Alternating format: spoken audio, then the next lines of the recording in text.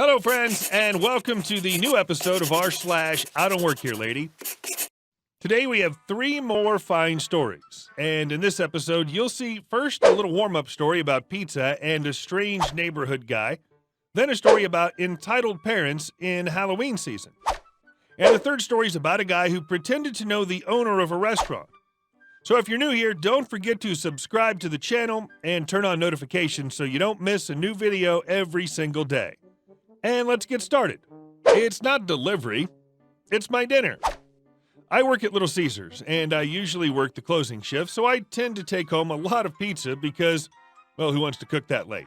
Almost without fail, every time I bring home food for myself, my across-the-street neighbor will come out, look around, then shout across the street asking if I'm his delivery. Like 2 or 3 times a week he does this. It's constant. I'm wondering, 1, how much effing delivery does this guy order? And 2, if he's just messing with me at this point, he's got to realize I'm his neighbor eventually. Maybe he just thinks my family orders delivery a lot. Best part is that our store doesn't even deliver. And I wear a uniform that has a massive LPC logo on it, so I'm very obviously not a delivery service. DD, Postmates, etc. He gets super disappointed every time this happens, and I almost want to start bringing this guy a pizza when I close because I'm starting to feel bad about it. But dude, I'm not the effing pizza guy. I'm your neighbor. You've lived next to me for like 10 years. Seriously.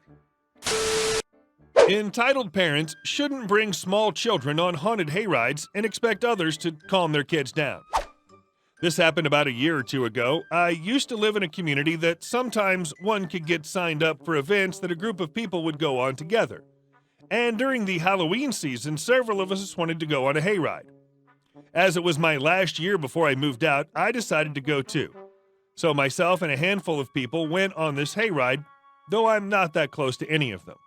Upon getting there, it's a pretty normal trip. We had a group leader who was in charge of tickets, we had someone in charge of snacks and such, and somehow I ended up being in charge of calming people down if they got too scared. There was this one girl who lived next door to me and wanted to go, but was a huge chicken, and she was already clutching my arm, scared.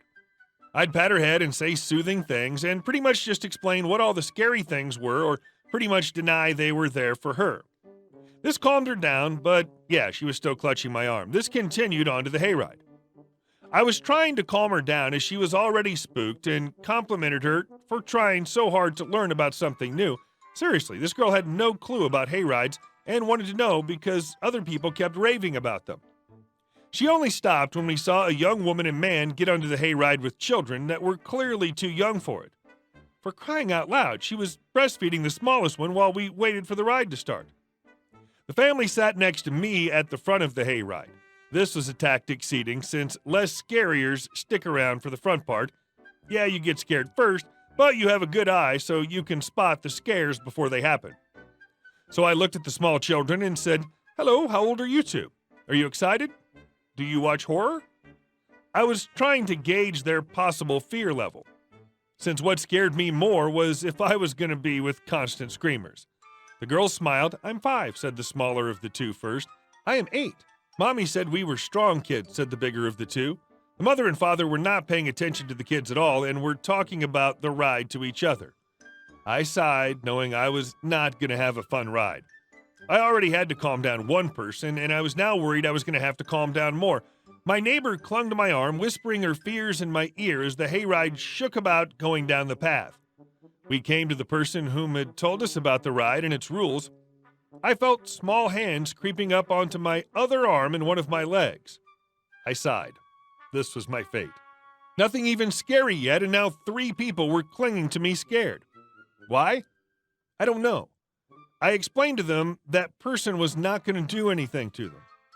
After the introduction, the hayride really started. Whoosh! Flames from the first scare part, a trio of screams as I became sandwiched between 3 people clinging to me as they screamed.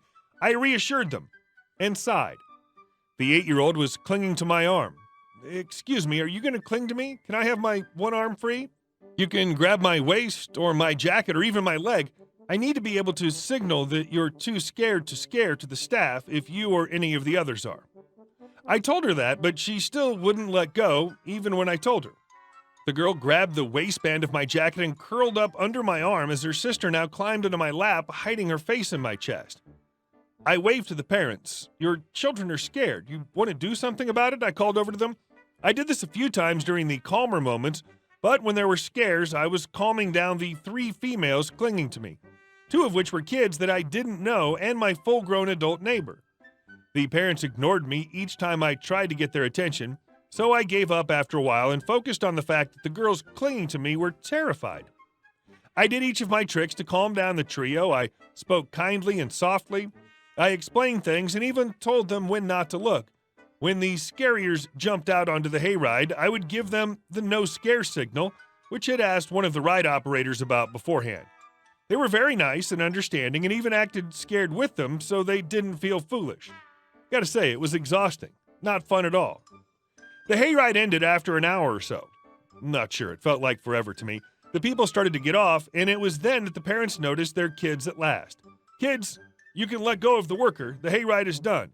Did you have fun with the nice Scaremaster lady?" said the father. The girls let me go and thanked me. "Excuse me? What? I don't work here." But the father and mother weren't listening. They were already walking off with their kids, whom were waving bye to me. I had no idea what they were thinking. I struggled to get off as my neighbor was still clinging to me crying. Not sure how, she was more scared than the kids and was still scared. And the employees asked me how the ride was when I got off. Apparently I worked here, so it sucked. I didn't get to enjoy it at all. "Glad you had a great time," said the employee before they went to ask another person what they thought. Me and my neighbor rejoined the group from before.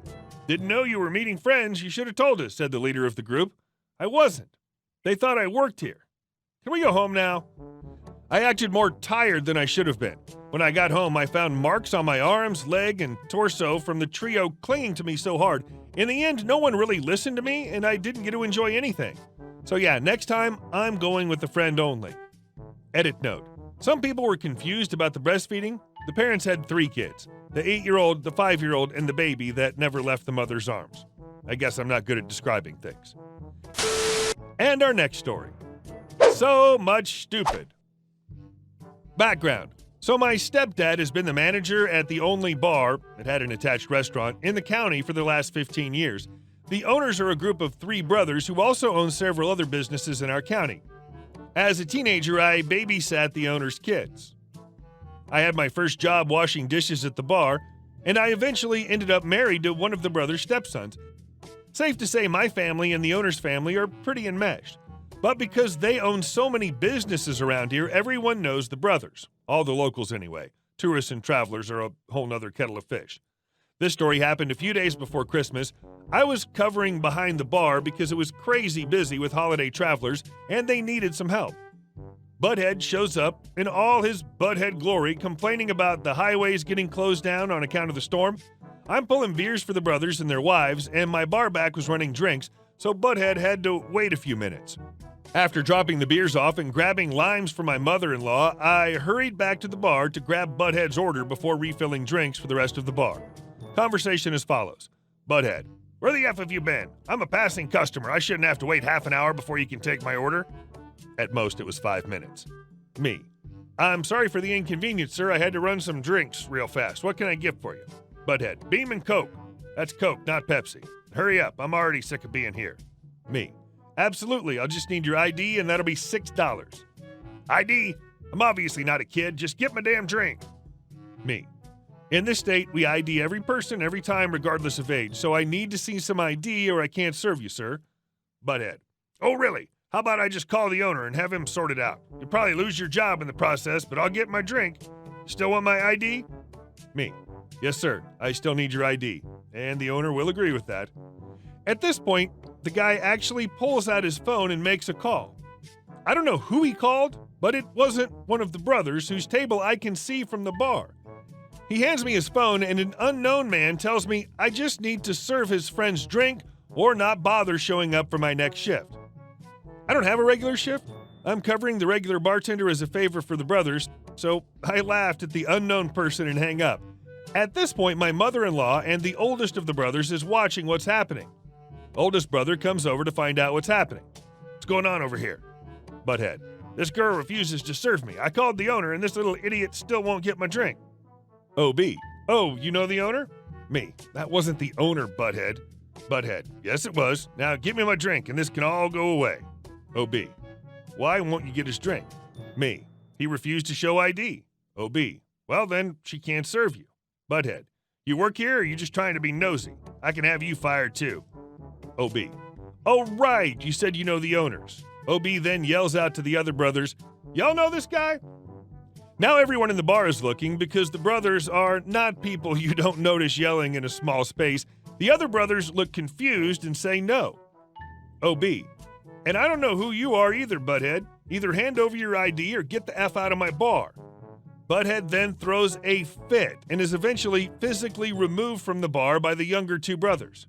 Fun times, people, and so much stupid. Kind of funny and sad that he actually has a guy to pretend to be the owner on the phone. They probably do it for each other. Yeah, I guess it works more often than not. Hey, thank you all for watching the video to the end, and I'll see you on the next one.